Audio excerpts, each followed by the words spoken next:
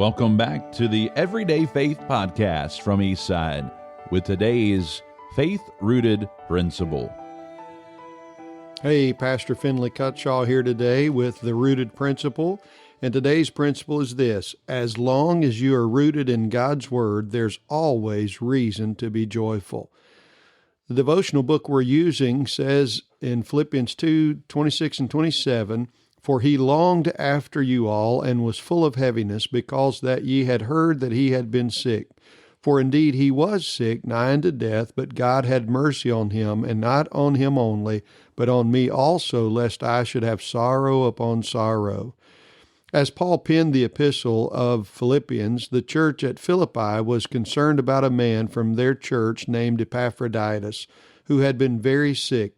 Epaphroditus was away from Philippi, and when the church heard that he was battling sickness, they became so concerned for him that they allowed it to overshadow their lives and steal their joy in serving God.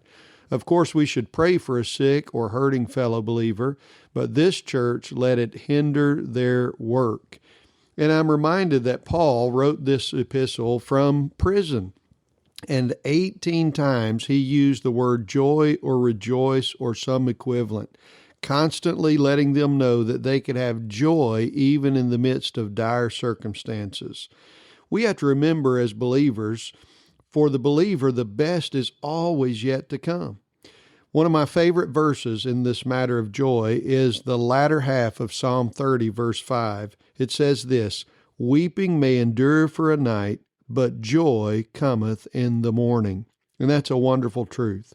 I love the thought of joy, and I wish we could be on the mountaintop all the time, but if we will trust God and keep His Word before us, even in the midst of life's difficulties, we can have joy. God bless.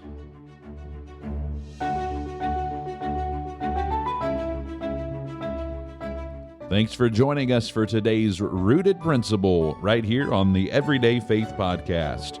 If today's conversation has encouraged you, be sure to share it with someone who might need it, and don't forget to follow and subscribe so you never miss an episode. We'll see you next time right here on the Everyday Faith Podcast.